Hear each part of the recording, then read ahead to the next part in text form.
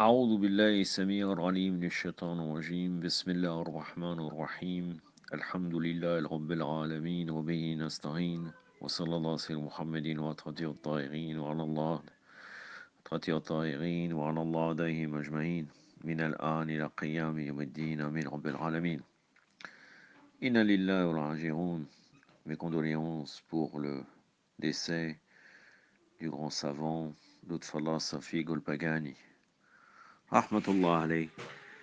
Je n'ai pas l'habitude de faire ce type de sujet, mais je voudrais insister sur quelque chose qui est important à mon avis.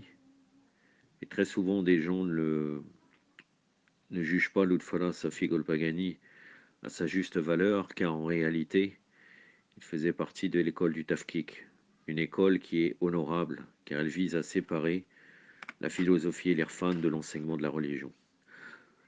Je vais vous parler en premier point, je vais vous définir un peu l'école du Tafkik, Inch'Allah, et par la suite, je vous parlerai un peu des prises de position de Lutfallah Safi Golpagani.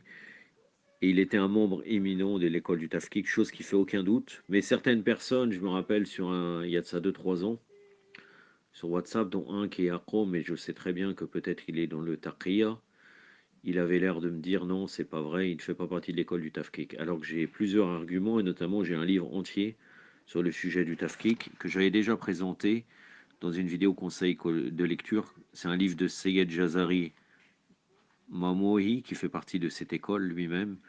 Il s'appelle Le Schisme, quête de la fidélité aux imams. Vous pouvez le retrouver dans le livre, dans la série, dans la playlist conseil de lecture. Et ce livre est aux éditions L'Harmattan. Donc, qu'est-ce que l'école du Tafkik? Il s'agit du nom d'un courant de pensée fondé au début du XXe siècle, au sein de la Hawza Elmiya de Mashhad. En un demi-siècle, est devenue une école de pensée réputée dans la Hawza Elmiya du monde chiite. Le terme Tafkik est un mot arabe. Il s'agit du substantif du verbe fakka, yafoko, qui signifie séparer. L'école vise en effet à séparer trois sciences: les sciences relatives aux textes révélés, Coran et Hadith, les sciences philosophiques et les sciences mystiques. Bien que les ouvrages du savant Mirza Mehdi el-Sfahani, qui est le fondateur de cette école, ne présentent aucune trace du nom de cette école, nous pouvons constater que depuis une vingtaine d'années, le nom du Tafkik figure dans de nombreux articles à son sujet. Ce nom a été choisi par Mohamed Reza al-Hakimi, l'un des disciples de l'école, quelques années après la mort de Mirza. Cet écrivain très imprégné de ce courant est un défenseur exemplaire de cette pensée, comme en témoignent ses ouvrages. Depuis peu, le terme de Tafkik est à nouveau utilisé par de nombreux auteurs, mais par ceux qui critiquent cette école ainsi que par une partie de la classe politique.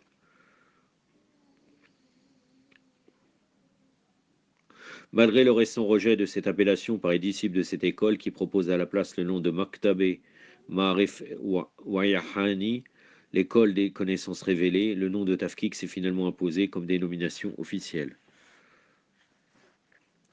Je vais vous donner une parole donc du disciple de Mirza el-Isfahani, Mirza Mehdi Isfahani, de Mohamed Reza al-Hakimi. Donc, il se revendique aujourd'hui d'ailleurs de l'héritage intellectuel de Mirza. Il est encore vivant.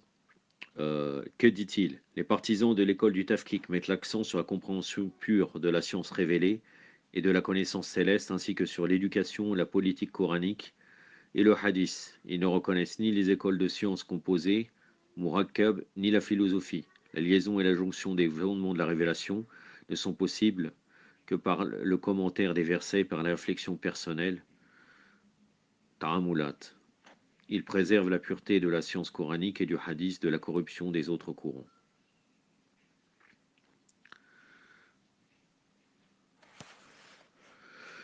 Toujours selon Al-Hakimi, que dit-il?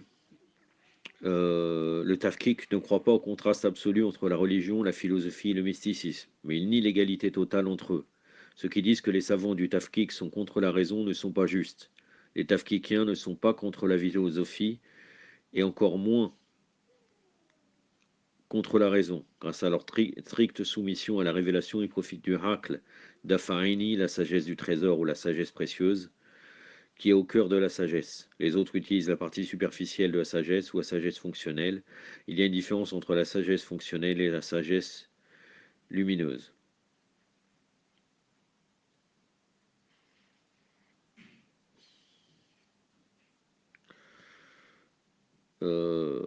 Donc ça c'est dans le livre Mohamed Reza Al-Hakimi, Maktab et Tafkik, Téhéran, Nashri Farand Islami 1997, page 151 à 171.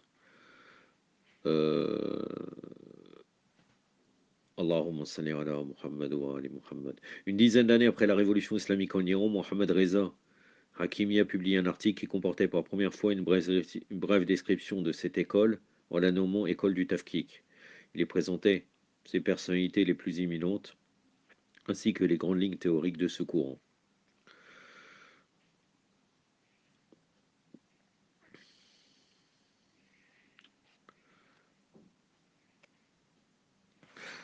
Cette école a reçu beaucoup de critiques de l'époque de, de la Hawza de Qom. Maintenant, j'en arrive à l'ayatollah Safi Golpagani, qui était un membre de cette école, notamment aussi avec Shir Wahid Rouhassani. Donc l'Otfala Safi Golpagani, je vais vous décrire un petit peu rapidement sa biographie et ses positions honorables sur ce point de soufisme et de l'irfan.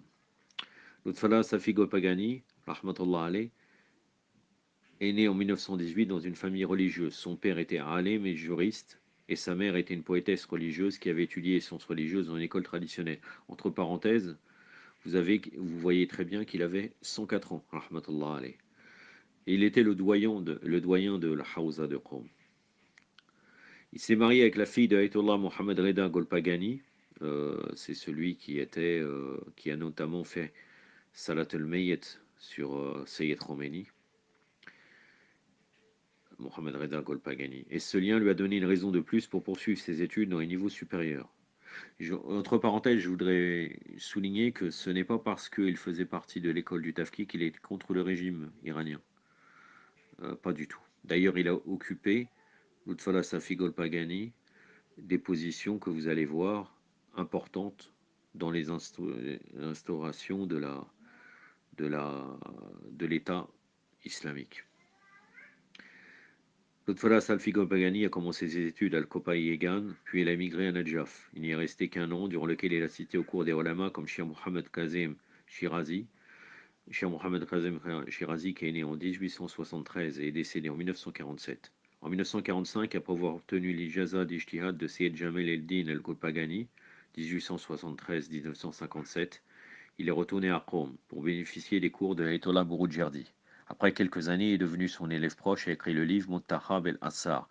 C'est un livre très très connu sur l'imam Mehdi, une encyclopédie.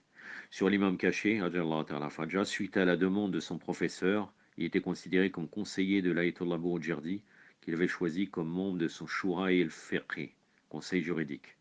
En 1979, après la révolution islamique, suite à la demande de Seyyed Khomeini, il a fait partie des membres de Majlis Kobregan el-Harbari, l'Assemblée des experts. Et en 1980, il a accepté d'être membre de Shura, Nergarban Qanoun Asasi, le conseil des gardiens de la constitution iranienne. Mais il a quitté ses postes quelques années plus tard pour se consacrer à ses fonctions religieuses et scientifiques. Parmi les actuels marjas de Qom, bon maintenant on va parler au passé, hein. Il était très proche de Wahid Rouhassani par sa manière de penser et de pratiquer les rites religieux, mais il assumait sa position théorique de façon plus précise et plus manifeste que lui. En effet, il répondait franchement aux questions concernant le mysticisme et la philosophie et annonçait constamment son opposition à l'égard de tout ce qui, selon lui, n'était pas conforme à la foi chiite. Par exemple, après la tenue des congrès à Téhéran, dans d'autres villes et dans d'autres villes d'Iran, ce Jaïdin Molawi al-Rumi, né en 1207 et décédé en 1273, Larnatullah alayh, soufi mystique qui a profondément influencé le soufisme. Il a exprimé son désaccord à son encontre. Lors d'une conversation avec les directeurs de ces congrès et avec les médias, il a dit « Les organisateurs de ces congrès devraient rougir de honte devant l'imam caché, Ajallah ta'ala faraja, de les avoir organisés. » Ça, vous trouvez cela sur le site web officiel de Ayatollah Lutfallah Safi Golpagani, rahmatullah alayh. Il a également écrit un livre en plusieurs volumes intitulé Ma'rifat ad-Din, les connaissances de la religion, afin de réfuter les théories fondamentales du soufisme, du mysticisme et des sciences philosophiques conformément à la méthode de Mirza Mehdi Isfahani. Ça, c'est dans le service de publication des ouvrages de Ayatollah Lutfullah Safi Golpagani. Actuellement, bon, dans l'école religieuse nommée École Golpagani, fondée par Ayatollah Sayyid Mohammad Reza Golpagani, 1898-1993, dirigée par Lutfullah Safi Golpagani, son gendre, l'étude de la philosophie est strictement interdite, malgré l'obligation de l'enseignement promulguée par le Conseil supérieur de la Hawza Ilmiya de Qom. De plus, ses liens avec les oulémias tafkikiens de Mashhad confirment son penchant tafkikien. D'ailleurs, on peut dire est-ce qu'il faisait partie de l'école du Tafkik ou non. En tout cas, il était très très proche, comme vous pouvez le voir. Et c'est parmi les seuls, hein, malgré tous ceux qui seraient contre le Irfan et la philosophie et le soufisme à Qom, c'est parmi le seul qui assume ses positions dans le sens qu'il interdit que l'école, que l'enseignement de la philosophie n'est pas dans sa hausa. Les autres, certains, sont obligés de l'enseigner. Donc ça démontre une position aussi courageuse de ce savant honorable. Ça montrait une. Enfin, il faut remarquer que les prises de position en faveur des doctrines principales du Tafkik sont également visibles. Non, ça, c'est. Là, l'auteur allait parler de Sayyid Mohammed Sadr Rouhani, mais c'est un autre sujet. En tout cas, Mohammed Sadr Rouhani aussi fait partie de l'école du Tafkik. Rahmatullah ala Sayyid Mohammed ala Golpagani, non, envers l'Otfala Salfi Golpagani, et qu'Allah il accueille au Jannah avec Al-Bayt, car il essayait, alayhi salam, de protéger l'influence dans le madrasa shi'ri, dont on pourrait dire l'école chiite, même si c'est pas une école, le courant chiite, l'influence du soufisme, de l'irfan et de la philosophie, chose qui est très honorable pour se consacrer et mettre en avant la parole de Muhammad wa ali Muhammad. Allahumma salli ala Muhammad wa ali Muhammad. أكتفي بهذا القدر وصلى الله على محمد وعلى آله وصحبه أجمعين والسلام عليكم ورحمة الله